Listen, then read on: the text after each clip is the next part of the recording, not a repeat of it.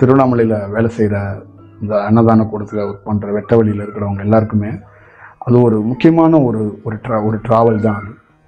ஏன்னா அங்கே டெஃபினட்டாக ஒரு இயற்கையால் தோற்றி அந்த இயற்கை வெளிப்பட்டிருக்காங்க. அதனால தான் அவ்வளோ பெரிய ஒரு அசாத்தியம் அங்கே ஒரு இயல்பாக அது நடக்கிறதுக்கு வாய்ப்புகள் அங்கே உருவாக்கப்பட்டிருக்கு. அங்கே நான் சொன்னேன் அதை வெளிப்படுதல் இல்லை, அதுதான் அந்த வெளிப்படுதல் தான் ஒரு பெரிய ஒரு சூழலை அது உருவாக்கியிருக்கு. இப்போ நிறைய மனம் படைத்த மனிதர்கள் அதை பார்க்குற விதங்களோ அதை கையாளுற விதங்களோ வேறையாக இருக்குது. நிச்சயமாக மற்ற ஆசிரமங்களோ மற்ற இடங்களுக்கும் நம்ம இடத்துக்குள்ள என்னன்னா அந்த வெளிப்படுற விதங்கள் அப்படிங்கிறத நான் ரொம்ப ஒரு கவனித்து பார்ப்பேன். இந்த அன்னதான கூடத்தை கூட நான் எப்படி பார்ப்பேன்னா, யாராவது அந்த அன்னதான கூடத்தை தாங்குறாங்களா, தூக்கி நிற்கிறாங்களா, அதுக்கு ஒரு வேலை செய்கிறாங்களா, அதை சுமக்கிறாங்களா, அதனால சிரமப்படுறாங்களா அப்படிங்கிறத நான் அப்படி கவனித்து பார்ப்பேன். அப்போ அந்த காற்றோட வெளிப்படுதல் விதத்தில் அந்த வெட்ட வெளியில் இருக்கிற அன்னதான கூடம் அது ஒரு பெரிய வேலையை செய்கிறத நான் பார்த்துருக்கேன். எப்படி நான் இதை சொல்கிறேன்னா, டெஃபினட்டாக எனக்கு ரொம்ப ஆச்சரியத்தை ஏற்படுத்துது. நான் அப்படியே கை கட்டி ஒரு பாமரன் மாதிரி போய் நின்று வேடிக்கை பார்த்தபோது பப்ளிக் மக்கள் சாப்பிட்றாங்க. இந்த மாதிரி நான் ஒரு திருவண்ணாமலையில் ஒரு இடத்த நான் பார்த்ததே கிடையாது. கிரிவலம் டயத்தில் நீங்கள் அந்த ரோடுகளில் வண்டியை நிப்பாட்டி அண்டாவில் சோறு கொடுக்கறத மக்கள் சாப்பிடுவாங்க. ஆனால் ரெகுலராக ஒரு மக்கள் ரெகுலராக மக்கள் ஒரு ஒரு ஒரு ஸ்பிரிச்சுவல் சம்மந்தமான ஒரு இடத்துல மக்களே ரொம்ப தூரத்துலேருந்து வண்டி எடுத்துகிட்டு சொல்லுவாங்கல்ல, எங்கள் ஊர்லெல்லாம் வண்டி கட்டி திருவிழாவுக்கு போகிறது, வண்டி கட்டி படம் பார்க்க போனதெல்லாம் ஒரு சிறு வயதில் நான் அந்த மாதிரி பல கிலோமீட்டர்லேருந்து 2 வீலர் எடுத்துகிட்டு முன்னாடியே ஒரு 15-20 நிமிஷம் அட்வான்ஸாக வெயிட் பண்ணி பப்ளிக் சாப்பிட்றது இது இயற்கையோட வெளிப்பாடு தான்.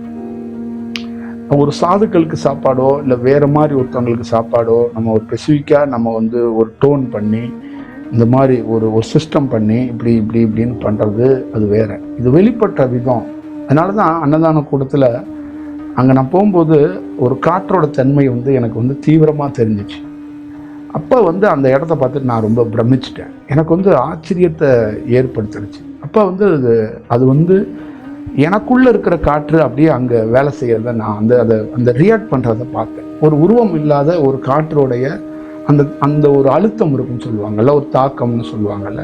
அதனால தான் என்னால் திருவண்ணாமலைக்கு நான் வர முடியாமல் இருக்கிறதுக்கு ரொம்ப முக்கியமான ரீசனும், நான் ரொம்ப அதிகமாக அங்கே பயணம் பண்ண முடியாதுன்னா என்னால் என்ன மாதிரியே இன்னொரு காற்று இருக்கிறத அதை என்னால் அட்டாச் பண்ணி அங்கே நான் வேலை செய்கிறது எனக்கு ரொம்ப சவாலாக இருக்குது, கடுமையாக இருக்குது. அப்போ அந்த உணவு கூடத்துக்குள்ளே எனக்கு வரும்போது ரொம்ப ஒரு பெரும் தாக்கத்தை ஏற்படுத்தும். தியான மண்டபத்தில் கூட ஒரு இயல்புல ஒரு கட்டுப்பாட்டில் இருக்குது. ஆனால் இதில் தீவிரமான வெளிப்பாடுகள் இருக்குது இந்த அன்னதான கூடத்தில். அதனால இதோடைய போக்கு ரொம்ப ஒரு வேறு மாதிரி ஒரு சூழலை உருவாக்கும். அப்போ அங்கே எனக்கு குருநாதர் அப்படிங்கிறதுனால அங்கே ஒரு அன்னதானம் நடக்குது, நான் பண்ணுறேன் அப்படிங்கிறதோட இயற்கையிலேருந்து அது ஒரு வெளிப்பட்டுக்குது. அப்போ அங்கே 10 மக்களுக்கு சோறு கிடைக்கும், 10 மக்களுக்கு தேவையான சூழல்கள் அங்கே அவங்க பருதி அவங்க உட்கார்றதுக்கான வாய்ப்புகள் நிச்சயமாக அது உருவாகுங்கிறத அது ஒரு நேச்சரில் நான் ஒரு 3வது மனிதன் மாதிரி நான் அதை பார்த்து தெரிஞ்சுக்கிட்டேன். அப்போ இது ஒரு சித்து கிடையாது, இது ஒரு குருவோட ரோல் இல்லை, இது ஒரு நேச்சர் அதை வெளிப்படுத்துது. இப்போ ஒரு நேச்சர் நினச்சாதான் ஒரு பயிர் ஒரு நிறைய ஒரு காய் விளையுது அப்படின்னா அதோடைய ரோல் தான் அது. அப்போ இந்த மாதிரி ஒரு காற்று ஒரு நேச்சரில் ஒரு வேலை செய்யும்போது வெகு சில மக்கள் அதோட ஒரு மிங்கிளாகும்போது வாழ்க்கையில் ஒரு மறக்க முடியாத ஒரு தருணமாக இருக்கும் அப்படின்னு நான் கருதுகிறேன்.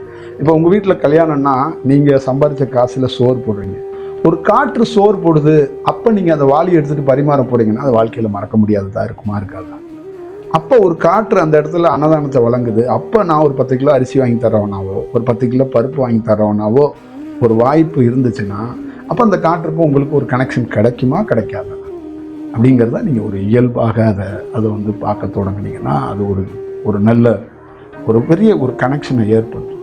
நிறைய அழுத்தம், நிறைய கஷ்டம், நிறைய ப்ராப்ளம், வாழ்க்கையுடைய கட்டமைப்பு கொஞ்சம் அப்படி இப்படி சீராக இல்லாதவங்க, ரொம்ப சிரமம் இருக்கிறவங்கெல்லாம் டெஃபினட்டாக இந்த காற்று அவங்களுடைய போக்கை மாற்றுறதுக்கு வாய்ப்புகள் நிறைய இருக்குது. ஏன்னா அவங்களுக்கே தெரியாமல் அங்கே சாமி குரு இதெல்லாம் இல்லை. அந்த நேச்சர்லேருந்து வெளிப்படுற காற்று டெஃபினட்டாக அவங்களுக்குள்ள ஒரு பெரிய ஒரு சூழலை வந்து உருவாக்கும் அப்படிங்கிறது தான். நீங்கள் எங்கேயோ இருக்கிறீங்க, நான் எங்கேயோ இருக்கிறேன். ஒரு பப்ளிக் மக்கள் வந்து திருவண்ணாமலையில் அந்த உணவு எடுத்துக்கிறாங்க. இந்த டூலை வந்து நேச்சர் தான் கொடுத்துருக்கு. அப்போ இது இது இது இப்போ நான் எனக்கு என்ன அப்படின்னா, இந்த மாதிரி நேச்சர் வந்து வெளிப்படுத்துகிற விதத்தை நான் போய் பார்க்க ரசிக்கிறதோ அதை அதை அதை வந்து நான் பிரிவுபடுத்தாமல் அது வந்து அந்த ஜேர்னியை வந்து எப்படி எடுத்துகிட்டு போகலாம், அந்த ஜேர்னிக்குள்ளே எப்படி நாமளும் ஒரு மிங்கிளாகி நிற்கலாம் அப்படிங்கிறதுக்காக நான் நிற்கிறேன். உங்களையும் வந்து சொல்கிறேன், ஜேர்னிக்குள்ளே நம்ம கலந்துக்குவோம். ஒரு இயல்பாக இல்லை, காவி வேட்டி கட்டி பச்சை வேட்டி கட்டி அண்டா வச்சு குண்டா வச்சு சோறு போட்டவனை பார்த்துருக்கீங்க. இது ஒரு காற்று சோறு போடுது. டெஃபினட்டாக சொல்கிறேன், ஒரு நேச்சரில் இருக்கிற ஒரு காற்று ஒரு வடிவம் தான்.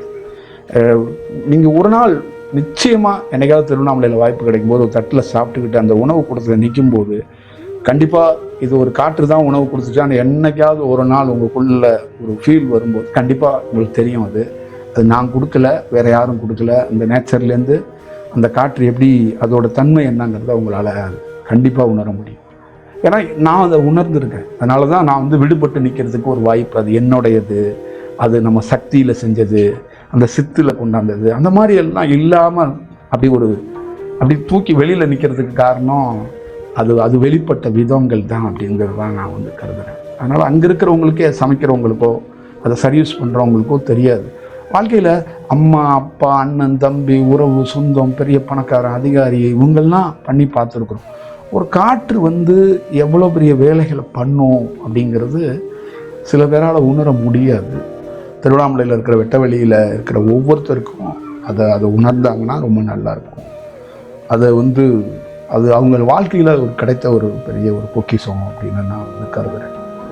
மறக்க முடியாத ஒரு தருணமாக இருக்கும். அது ரொம்ப ஒரு பெரிய கொடுப்பனையாக இருக்கும் கூட நான் கருதுகிறேன். வாய்ப்பு கிடைக்கும்போது திருவண்ணாமலையில் ஒரு அன்னதான கூடம் இருக்குது, அதை மறந்துடாமல் அதுக்கு நீங்கள் ஒரு ஏதோ ஒரு வழியில் அதிகமான மக்கள் சாப்பிட்டுக்கிட்டே இருக்கிறாங்க, அதை கொஞ்சம் எட்டி பாருங்கள். அதை கொஞ்சம் கவனம் மைண்டில் வச்சுக்கோங்க.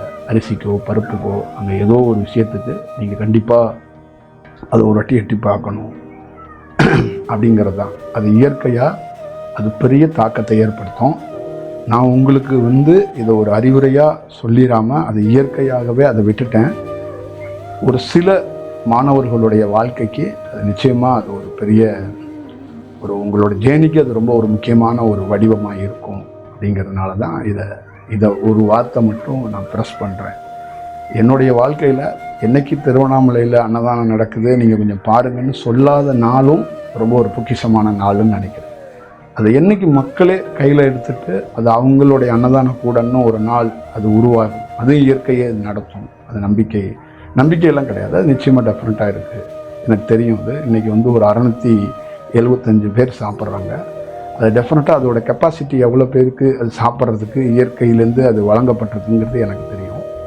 அது நிச்சயமாக அது ஒரு நல்ல மொமெண்ட். அது மாறும் லைஃப்பில் வந்து உங்களுக்கு அது ஒரு முக்கியமான தருணத்தை எங்கேயாவது ஒரு இடத்துல நீங்கள் அது வந்து நிச்சயமாக வந்து அது ஒரு மைல்கல் மாதிரி, அதை ஒரு மறக்க முடியாத ஒரு ஞாபகமாக இருக்கும்.